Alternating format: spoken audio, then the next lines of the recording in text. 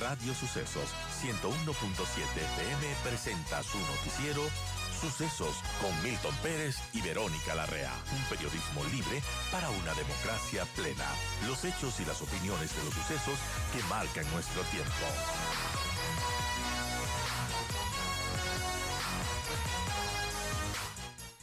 Pero vamos con nuestro primer tema. Yo le quiero dar la bienvenida a don David de la Torre, obispo auxiliar de Quito. Y es que el nuncio apostólico de la capital informó que los obispos en el Ecuador mantendrán una reunión para definir cuándo será el funeral del Papa Francisco en el Ecuador.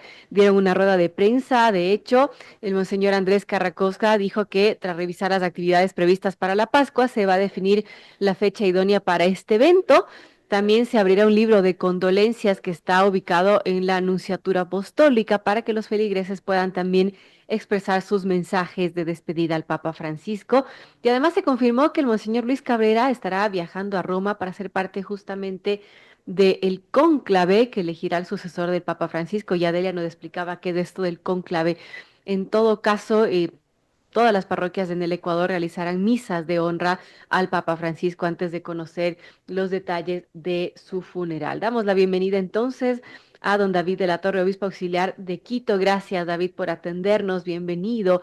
Y bueno, quisiera que nos cuente primero en el Ecuador cómo se está tomando la muerte del Papa Francisco, todo lo que se está preparando y también que nos hable un poco del legado que deja el Papa Francisco para la Iglesia Católica, para los católicos y también para el mundo que ha sido seguidor de él. Bienvenido, don David, gracias por acompañarnos. Gracias por la invitación y un saludo a todos los que nos escuchan. El- Se ha publicado el testamento del Papa en el que él pide ser enterrado en Santa María la Mayor, una de las basílicas romanas, ser enterrado en tierra con una lápida simple que diga solamente su nombre, Franciscus. Y al final, él dice, ofrezco todos los sacrificios de los últimos momentos de mi vida por la paz del mundo y la fraternidad universal. Yo me parece que ahí está el legado más importante del Papa para la Iglesia y para el mundo, este llamado profético a la paz, el no ver la guerra y la confrontación como algo, como una fatalidad, como algo normal.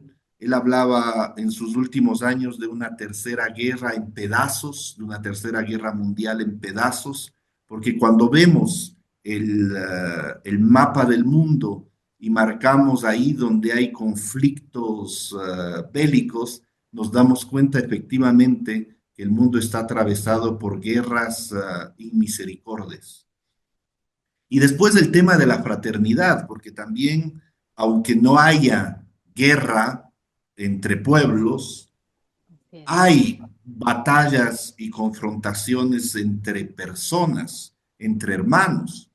Lo vivimos aquí en Ecuador y lo vivimos en muchas partes del mundo. Esta polarización ideológica, política, que termina en confrontaciones, familias enteras, donde las últimas semanas de nuestro país ni siquiera ya podían reunirse porque sabían efectivamente que eso iba a terminar en un conflicto bélico. Entonces, creo que si analizamos la situación presente, nos damos cuenta que este mundo necesita de paz y de fraternidad. Justamente lo que el Papa ha marcado en estos 12 años y ha querido que sea como su testamento para la humanidad. En lo que se refiere al Ecuador, la muerte del Papa nos toca profundamente, las manifestaciones de fe de los católicos están a la vista, pero además nos toca profundamente por varias razones. Bueno, primero es un Papa latinoamericano. Así es. Después es un papa que visitó nuestro país y cuya visita está todavía en la retina y en el corazón de muchos. Justamente este mes de junio cumplíamos los 10 años de su visita. Pero también porque el papa desde antes de ser papa, ha estado muy vinculado al Ecuador. Conoce el Ecuador, conoce Guayaquil.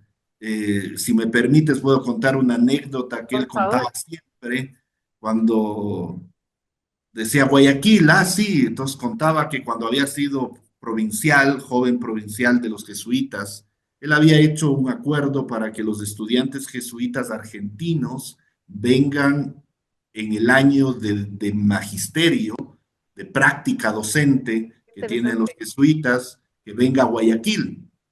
Entonces él venía a Guayaquil. Entonces cuenta que un día vino a Guayaquil a visitar. El superior de la comunidad le dijo, vamos a comprar camarones. Fueron al mercado a comprar camarones y después le dijo, ya que estamos aquí, vamos a ver el puerto. Entonces fueron a ver el puerto y cuando regresaron no había ni llantas ni camarones, ¿no es cierto?, del carro. Entonces el Papa le encantaba contar esa anécdota, ¿no es cierto? Pero es para decir que él conocía de cerca también el Ecuador, gran devoto de la Virgen Dolorosa del Colegio, la tenía en su billetera, oraba todos los días la oración de la Virgen, y recordemos que al final la oración de la Virgen es una oración, la de la Dolorosa del Colegio es una oración también por el Ecuador. Así que ha sido un papa, no digamos ecuatoriano, pero en todo caso con un corazón muy cerca del nuestro. Con una partecita de su corazón en el Ecuador. Qué linda esa historia, don David. Estamos conversando con David de la Torre, obispo auxiliar de Quito. Hablamos del legado del Papa Francisco y bueno, también del futuro de la Iglesia Católica, David, porque es importante la dirección que va a tomar el catolicismo y también su influencia espiritual de los próximos años. Y allí es clave justamente a quién se va a elegir. Hay 6 de los cardenales que podían suceder al Papa Francisco. Como los más opcionados. Usted, bueno, ¿qué nos podía comentar al respecto? ¿Qué expectativa se tiene de esta elección en el cónclave que, bueno, tomará su tiempo, pero que finalmente va a elegir al nuevo papa? ¿Qué nos puede comentar sobre esto, sobre las personas que están como opcionadas, los cardenales más opcionados que podrían suceder al Papa Francisco? Hay un dicho en Roma que dice que los cardenales que entran como papas salen cardenales.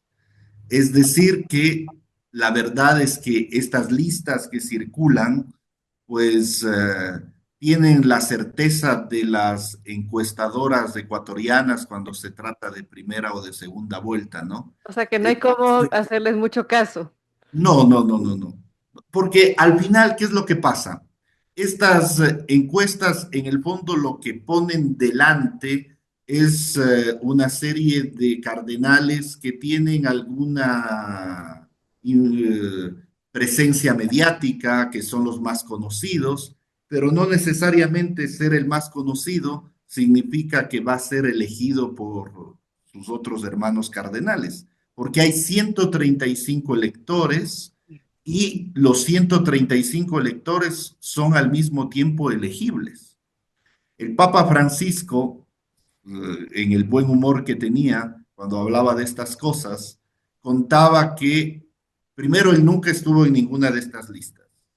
Y en Londres, donde hay estas casas de apuestas que se apuesta todo lo que uno quiera, él estaba en el número 35 Oh, wow. de la lista, ¿no? Entonces, aquí hay que reconocer algo que solamente tiene sentido desde el punto de vista espiritual. El Espíritu Santo ayuda, contribuye, es el gran actor de una elección, porque el Papa tiene que responder a realidades y a desafíos concretos de la época en la que él es elegido. Entonces, la persona más idónea no necesariamente es la que tiene el mejor currículo, el que tiene, ¿no es cierto?, la mejor trayectoria, sino aquel que el Espíritu Santo designa, claro, a través del discernimiento, a través de la conversación, a través de los diálogos de los cardenales, pero al final llegamos a tener un Juan Pablo II que venía de Polonia llegamos a tener Benedicto XVI, alemán de la Curia Romana, y ahora a Francisco de Argentina. Entonces, digamos así que el Espíritu Santo sabe cómo dirige la iglesia y eso es lo que creemos, porque si pensamos que esto es solamente un tema de política eclesial, de influencias, entonces al final reducimos el magisterio del Papa a una pura influencia humana. Pero cuando vemos lo que el Papa logra fuera de la Iglesia Católica, por ejemplo, se anuncia que va a haber más de 200 jefes de Estado en su funeral. Así es. Esos 200 jefes de Estado no es que sean fieles católicos, ¿no es cierto? Esos 200 jefes de Estado lo que hacen es reconocer la autoridad moral, no solamente del Papa como figura, sino en este caso del Papa Francisco, en lo que él ha significado para el mundo en estos 12 años. Entonces, lo que cae sobre los hombros de una persona cuando es elegida Papa solamente puede ser sostenido por esta ayuda de Dios, por esta ayuda divina. El Papa Francisco se levantaba a las 4 de la mañana. A las 7 de la mañana tenía ya una primera audiencia hasta mediodía. En la tarde trabajaba, se acostaba a las 11 de la noche. Entonces tú dices, un hombre de 88 años, con un ritmo de vida de esa manera, pero al mismo tiempo con una paz, una felicidad, una capacidad de escucha, de atención a la persona. Si bien es cierto, puede haber cualidades humanas, hay un talante espiritual que sostiene todo. Claro.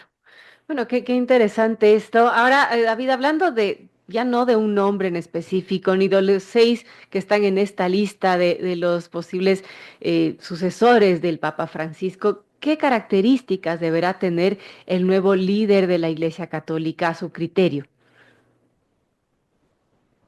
Yo creo que la primera cosa fundamental es un pastor, es decir, alguien que pueda tener la experiencia de la realidad del rebaño, para hablar así, de la realidad del pueblo, porque muchas veces podemos, como decía hace un momento, tener muchos títulos, muchos diplomas, mucha formación, pero el pastor es el que gasta suela, como decía el Papa Francisco, ¿no? El que tiene olor a Claro. oveja, el que conoce la realidad, porque solamente cuando conocemos la realidad a través de historias, de rostros, de lágrimas, de abrazos, podemos entender la verdad del ser humano. Lo demás terminan siendo grandes principios, pero que no mueven ni conmueven, ¿no es cierto? Pero cuando uno le escuchaba al Papa Francisco, la sencillez de sus palabras, pero al mismo tiempo su profundidad, sacudían. Yo recuerdo unas dos frases que me han golpeado mucho a mí. Una que decía en la JMJ de Brasil, cuando decía, no balconeen la vida, ¿no? Entonces, no miren la vida desde el balcón, ¿no? Bájense, entren en la historia, transfórmenla, cámbienla, ¿no? Y otra frase que decía la iglesia es, prefiero una iglesia herida porque va al encuentro del mundo que una iglesia enferma porque está encerrada en sí misma, ¿no? Entonces, ¿cómo los católicos, sin caer en el proselitismo absurdo, sino en la propuesta de un sentido a la vida, tenemos que dejar nuestras sacristías, dejar nuestros templos e ir justamente a eso, a encontrar la realidad, porque hay tantos y tantos hermanos que necesitan de una luz, necesitan de una presencia. Y esa es nuestra tarea y nuestra misión. Así es, y hablando del legado del Papa Francisco y qué rumbo a su criterio debe tomar la Iglesia Católica en el sentido de los desafíos que afronta, que son muchos, y de lo que ya empezó a trabajar el Papa Francisco desde su lado, ¿no? ¿Cuáles esos desafíos que tendrán que abordarse tomando en cuenta también el legado que deja el Papa Francisco, David?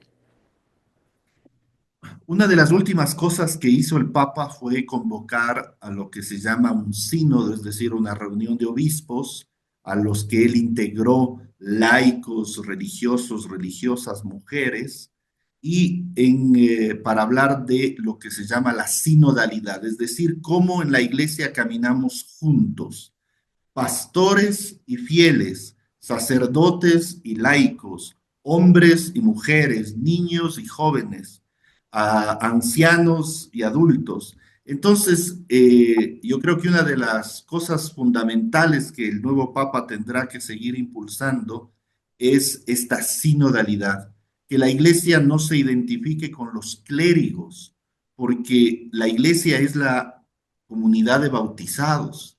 Entonces, que volvamos a poner énfasis no en el orden y en el ministerio sacerdotal, sino en el bautismo que nos hace hermanos. Yo soy obispo por la gracia de Dios, pero eso no significa que yo sea el jefe de la iglesia, no significa que yo sea el patrón, no significa que yo esté por encima de nadie. Tengo una misión como en una familia. El papá, la mamá tienen una misión y una tarea, pero eso no los ubica en una posición superior a sus hijos, a sus abuelos. Entonces, yo creo que esa es una de las cosas fundamentales, porque ahí está el dinamismo evangelizador de la iglesia y está también el testimonio profético que la iglesia tiene que dar en el mundo. Los sacerdotes somos cada vez menos. Los laicos, entonces, ¿quiénes son los laicos? Los bautizados son los que tienen que irradiar la alegría y el perfume del evangelio en el mundo. Y para eso entonces tenemos que cambiar muchas estructuras y tenemos que descentrar la autoridad ya no en el clérigo, sino en la comunidad cristiana. Reflexiones importantes en torno al fallecimiento del Papa Francisco, el rumbo que deberá tomar la Iglesia Católica, quién será también el nuevo líder de la Iglesia Católica. Yo le quiero agradecer muchísimo a don David de la Torre, obispo auxiliar de Quito, por esas reflexiones bueno, por acompañarnos de esta mañana. Gracias, David, por esta entrevista. Gracias, un abrazo y bendiciones a todos.